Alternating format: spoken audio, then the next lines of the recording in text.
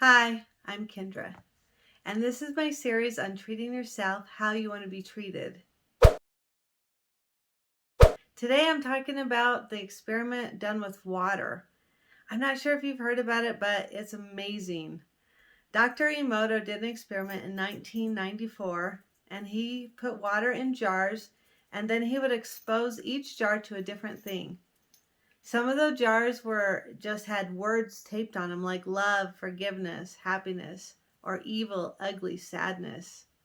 And some of the jars were had classical music played to them. Some had hip hop or rap music played to them. Some of them were around pictures that were really famous, like the Mona Lisa, things like that.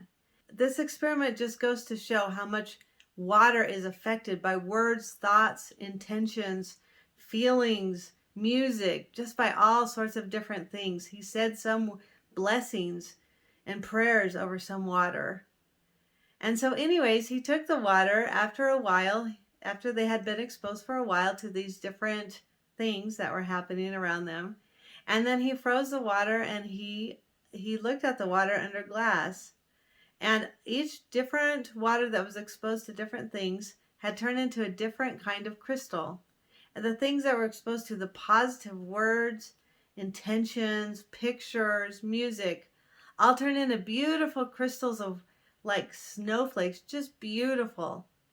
And all of the crystals that were exposed to the negative things, the things that were like pictures of Hitler and different songs and words of hate, all came out misshapen and ugly. Since 70% of the biological tissue in the human body is actually made of water, don't you think that our bodies are directly affected in the exact same way that these jars of water were affected? Just by thoughts and words, intentions, feelings, pictures, music. So just think about us as 70% water, like one of those jars. The people around us are affecting us. The words we say, the thoughts we think, the feelings we have, our intentions, all of these things are directly affecting us. Even though other people can't see how these things are affecting us, and maybe our words and thoughts and intentions aren't really affecting other people, maybe they're affecting us more than they're affecting other people. So even when you're thinking thoughts, negative thoughts or hateful thoughts, like I hate him because he always does this to me, maybe he isn't ever affected by that. Maybe our body is directly and intensely affected by our thoughts of hatred towards someone else. Maybe when we say, I hate my body, or I feel so ugly or so fat, or maybe when we say, I hate this food, or I hate when they're late all the time, or I can't stand it when this and that, when we get angry in traffic.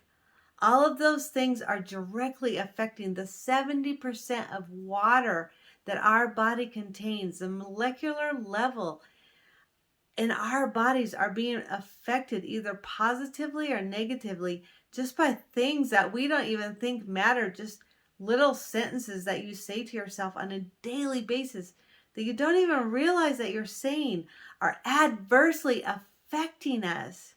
Please share in the comments any other subjects or ideas that you would like to hear me talk about.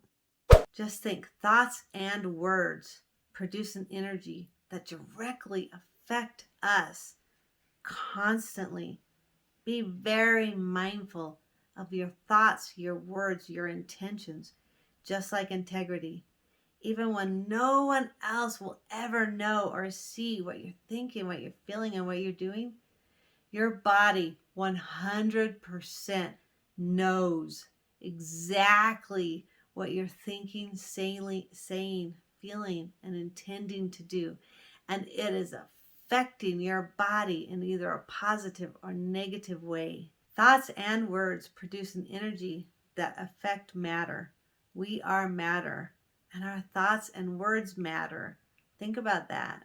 Also, give a lot of thought and care about the people, places, and things that are around you. The music that's playing, the words that are being said, the people around you. What are their thoughts, their feelings, their intentions for you? All of those things, when you're close to people, are radiating toward you. It's like you're the jar of water, and that person who's within like 5 feet or whatever from you, their thoughts, their intentions, their words, their feelings, the pictures that are around you are all adversely or positively or negatively affecting you directly. Like you're that jar of water. Care about yourself, your body. Care about your jar of water, what you're exposing it to, who you're exposing it to. Because if you're around someone and you're in a really long lasting relationship and they are really negative and they don't have good thoughts or feelings or words to say all the time, they're really with negative, your jar of water, your 70% of your body is adversely being affected by that person. And just an example of my own that just proves this to me. One of my cousins was in a long-term relationship with a woman, and he came out a couple of years ago, and he had cut his finger really bad somehow, and it never healed. It got a staph infection. It was a gaping wound. It was disgusting, and he's having to take a lot of medication. It could not heal. And I just saw him this last about a month ago. It was so nice to see him. He was so happy. He looked so good, and he was so proud to show me his finger. And he said, "Look at my finger. It's totally and completely healed. I don't know what happened."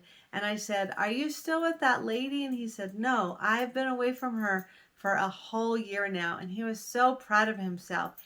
And it was crazy how his finger was completely healed and nothing had worked except he finally got away from this really negative situation and this negative person that had an adverse effect on not only him and his mindset and his thoughts and feelings, but also physically on his body. It's the same with our feelings, emotions, our low vibration emotions, like grief. We cannot sit in them too long, or we cannot stuff them and stifle them and suppress them. We have to actually let those feelings come up, and we have to process through them. We have to process through them and be able to let them go. I've learned a lot of letting go techniques from Lester Livingston in the Sedona method and in his book Happiness is Free. Those are amazing resources for you if you want to learn how to let go of some really negative, low vibrational emotions like grief. You can sit in it for a while, and you need to. You need to sit in it, allow it, let it flow through you and process through it. But you can't keep holding on to these emotions for years and decades. You just can't. It will adversely affect your body in so many horrible ways. The best thing you can do if you do feel some grief is to seek out a therapist or a grief counseling group of people that you can go to and get some help, because grief is something hard that you have to process through, and it brings up a lot of emotions, and you cannot suppress them. You have to feel them freely and be able to learn how to process them and let them go.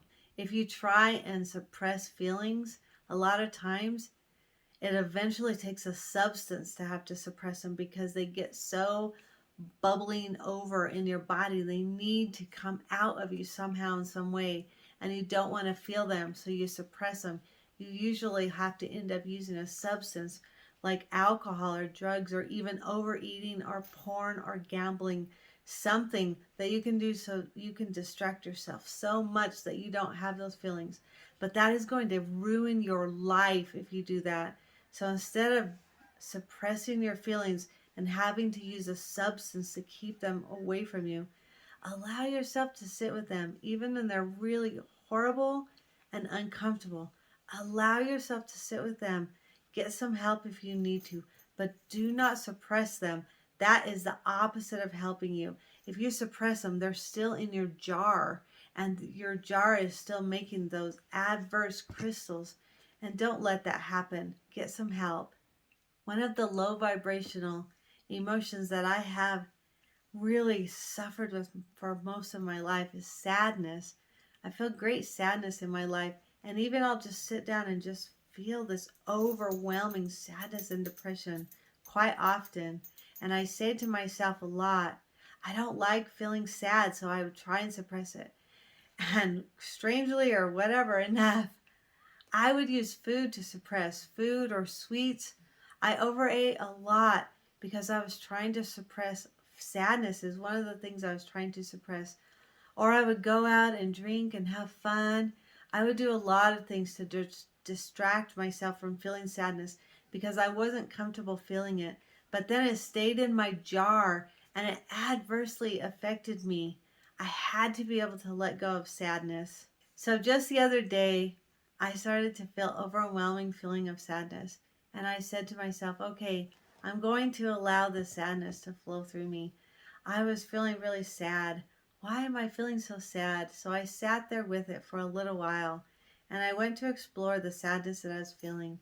And I actually started to cry a little bit. I feel a lot of sadness over losing my family. In 2019, I walked away from a 30-year marriage and I split my family right down the middle.